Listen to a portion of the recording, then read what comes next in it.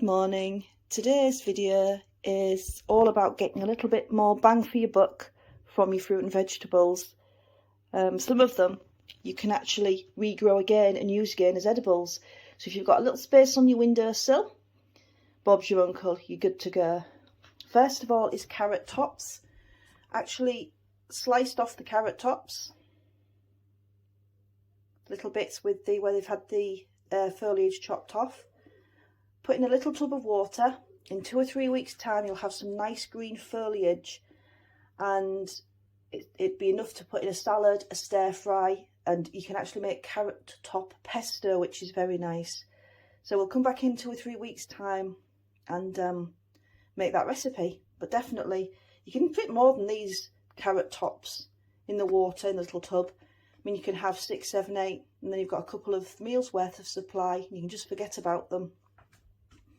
Here we've got the same with the top of a normal red onion. He's growing in a little bit chopped off, going in a little bit of water, and as you can see he's already started to come.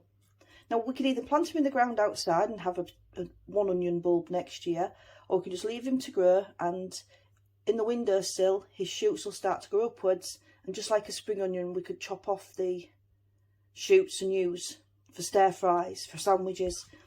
You can again fit more than 1 or 2 in this pot. The important thing about onions when you're soaking them is to make sure you change the water every couple of days, because it can get quite slimy, whatever the onion puts back into the water. So yeah, just keep changing the water on those. But they're good to go till there's nothing left. Here is some little shop bought cherry tomatoes. We would take the seeds out with just one of the cherry tomatoes, dry them on a piece of paper towel in the window, and plant them spring next year. They need the heat from summer to grow properly, but you can plant them out in the spring. Same with peppers, capsicums. Again, you can dry the seeds out for 6 weeks or so on the windowsill, and then pop them away till spring, plant them, and get the plants to germinate. Some of the seeds will germinate, some won't, especially if they're shop bought ones. If they're organic or heirloom vegetables, then you should definitely get all the seeds to germinate. If they're just garden or common shop ones, you may get them some to grow, some to germinate. Apple, you can plant an apple pip. It takes patience. It'll take 2 or 3 years before you get any small tree and a small apple, but you can actually grow them. If you're growing from a seed, try and grow plants, apple breeds that are particular to this country, such as russet or coxes. You can grow Braeburn too, but it's just that they'll thrive better in our climate if they're obviously originally from our country, or research and check out which ones will grow best in our climate. Then again, we've got the spring onions. Chop and cut again and keep coming. So you've got the spring onion, you chop off the top, use them as you would do in your stir fries, your sandwiches, cooking, whatever. And if you put the base, as long as you don't chop the root off, if you put the base in water, they'll keep growing for you with new growth. And you can use that again and again. Again, change the water on your onions. They do get slimy after a couple of days, but just pop them in a glass or a cup, a little bit of water, and forget about them. As long as you change the water, in about 10 days time you'll have enough growth, certainly for a meal. Last but not least, the old humble potato. These are actually potato seeds that have fallen from our plants outside, and we shall do what we did with the other nightshade, the tomato, which is let the seeds dry out and plant next year.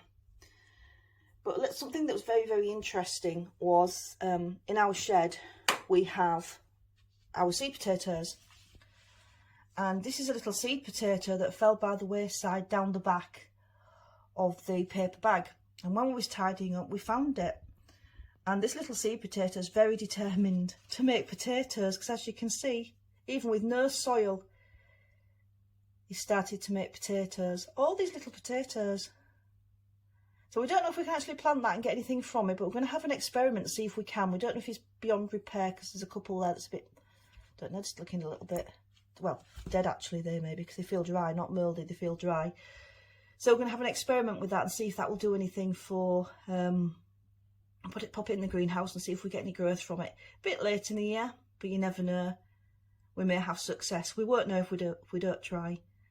So we'll be back in a couple of weeks' time to see how the growth of some of our growers, the carrots and the onions, etc. have gone on.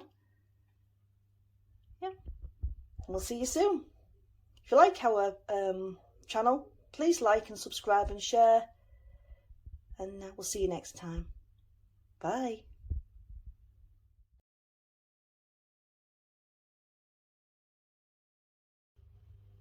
I forgot to mention the garlic, even though he was there waiting patiently. These have started to sprout in the fridge. Garlic loves the cold and thrives best in the frost. So you can even freeze garlic and they can start sprouting in the freezer, which is quite bizarre. Anyway, these have started sprouting. So what we could do, if we don't want to use them as little bulbs, is we can go and pop them outside in the ground. Just like planting a little bulb, forget about them. And in about 10 months' time, each one should have made a bulb of 7 or 8 little cloves. So you've got your choice there. Again, a little bit of patience required, but you can get a little bit more from 1 clove of garlic if you plant it.